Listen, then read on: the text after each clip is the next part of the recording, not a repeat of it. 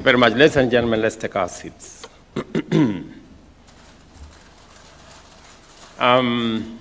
Allow me to join the governor of Mombasa in welcoming all of you to Kenya, especially friends who are coming from afar in our continent, in other continents, members of the Commonwealth.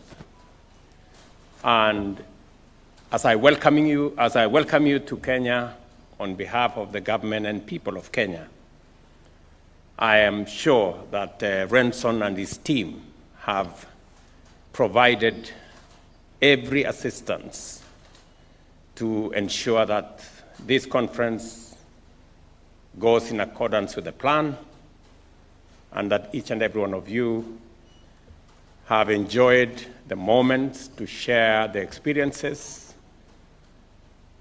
And therefore, ladies and gentlemen, all of us in this room are alive to the undeniable fact that we live in a world where the threat of transnational organized crime continues to grow in scale and complexity.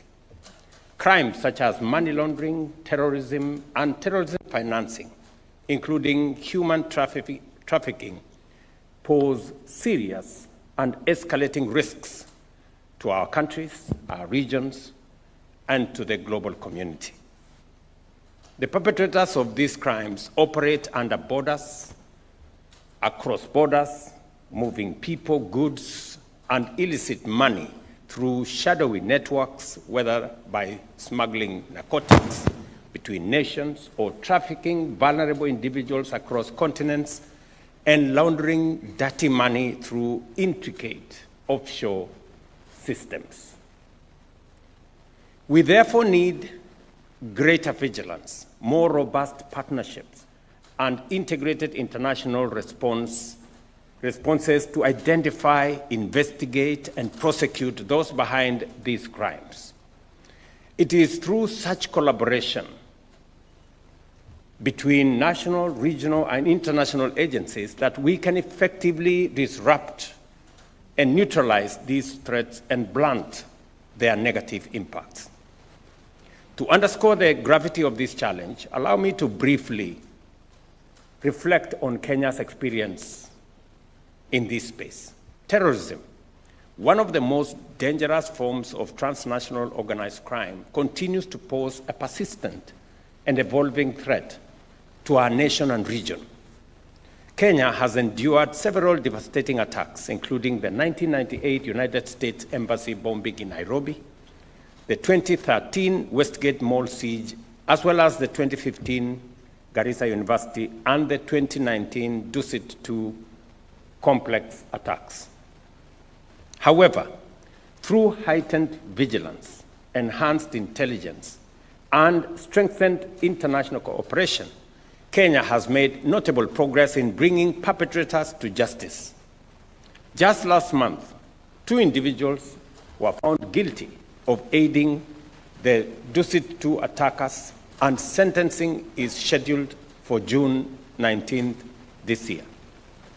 In the Garissa University case, the courts in 2019 found 3 individuals culpable and were sentenced to life imprisonment and 41 years each. Currently, 24 terrorism-related cases remain active before our courts, the majority involving membership in international terrorist organizations. These efforts have not only led to successful prosecutions, but have also significantly suppressed such attacks and contribute to enhanced national security.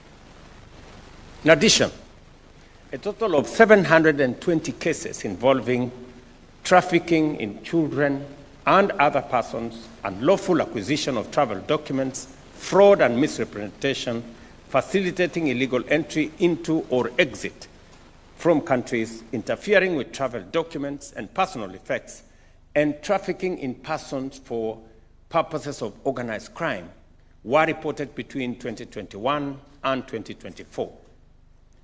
The Office of the Director of Public Prosecutions has also registered 30 money laundering cases in the last 3 years. An in-depth analysis of these cases show that the perpetrators and criminal networks operate across multiple jurisdictions and have a presence on social media platforms. In addition, financing, facilitation, and commission are transboundary in nature. For instance, during the Dusit terrorism attack, financing was traced to banks in South Africa, various banks within Kenya, and Somalia. Furthermore, criminal networks have evolved their modus operandi.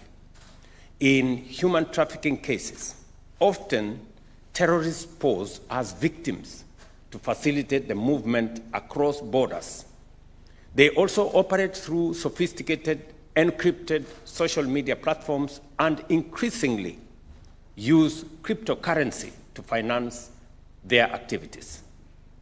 These cases underscore the scale and complexity of the threat we face and the urgency of sustained and coordinated action. Therefore, the theme of this conference, Building Partnerships, a united front against transnational organized crimes, could not be more timely. It reflects the critical need for prosecutorial agencies to develop regional and international mechanisms to collaboratively address emerging threats. No single agency or country can confront these complex crimes in isolation. Through the exchange of knowledge and best practice, we are better able to understand the legal nuances across jurisdictions and craft innovative approaches for effective investigations and prosecutions. Mutual legal assistance and extradition remain vital pillars of this effort. They provide formal pathways for cross-border information sharing. Joint investigations allow for real-time collaboration and pooled expertise, enabling us to dismantle criminal networks more effectively. I am aware that the Office of the Director of Public Prosecutions in Kenya has signed MOUs with various prosecutorial agencies, including Azerbaijan, Morocco, Qatar, and Saudi Arabia.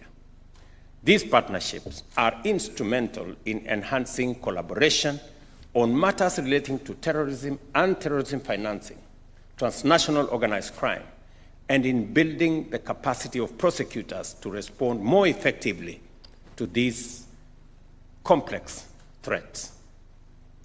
We must also work towards the harmonization of legal frameworks, align national laws across jurisdictions is essential to building a truly global front against transnational organized crime. Equally important is the vigorous pursuit of asset tracing, confiscation, and forfeiture. Denying criminal enterprises the proceeds of their illicit activities is key to undermining their operations. I challenge the heads of prosecution agencies here to give priority to this particular endeavor.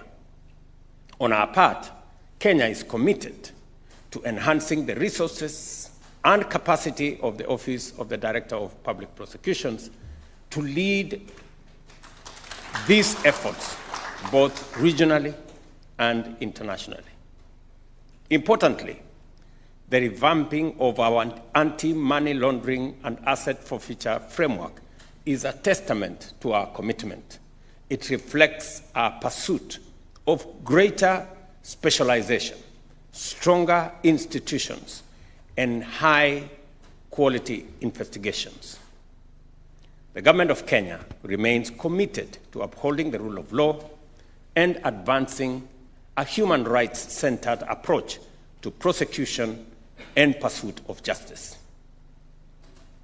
Ladies and gentlemen, This conference has offered a valuable platform to share experiences, learn from one another, and explore innovative solutions to the emerging threats facing our countries. I look forward to the recommendations from this gathering and assure you of the Government of Kenya's full support in funding and empowering the Office of the Director of Public Prosecution for their implementation effectively.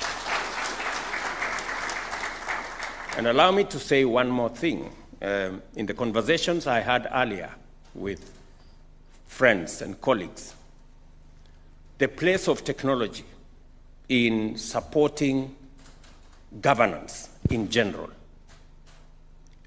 criminal justice and prosecutions in particular, cannot be gainsaid.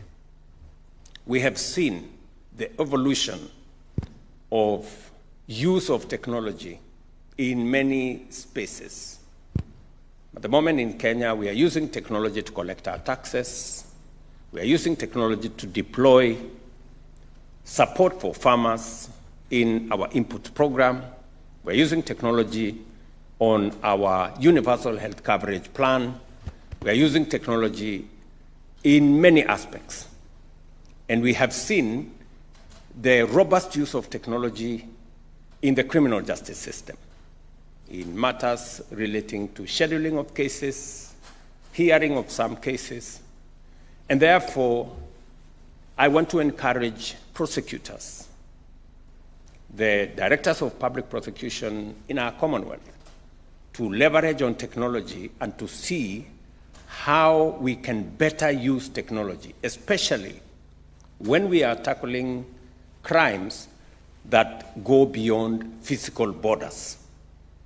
Some of those crimes are committed with the support of technology. And it therefore makes sense for us to leverage on technology to deal with the challenges that today face our nations.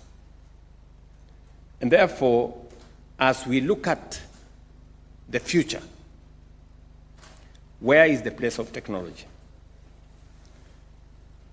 As technology is abused by criminals and people engaging in crime, how do we better use technology to enhance the efficiency and the efficacy of what we are doing in matters prosecution and ensuring that there is the rule of law?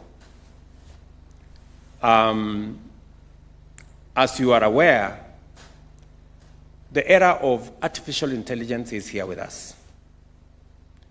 And it comes both as a threat, but much more importantly, as an asset for us to use to be able to better manage global governance.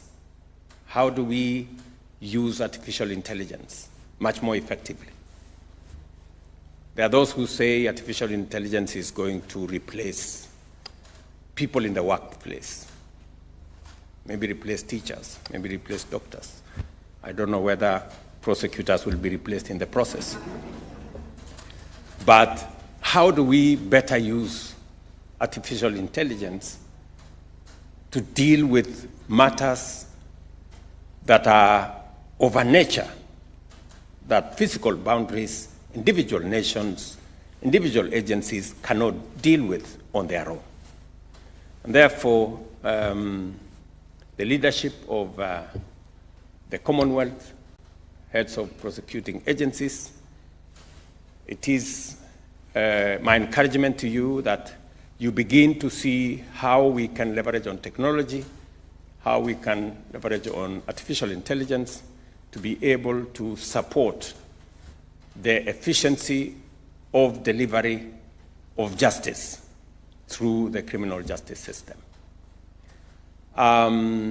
Again, as I conclude, I also want to apologize that there is a lot of construction around. Maybe you didn't find your way to this hotel. There was a lot of dust on the way. As the governor has said, we are undertaking a lot of public works around roads in Kenya. We are currently undertaking construction of about 2,500 kilometers, including this particular road here.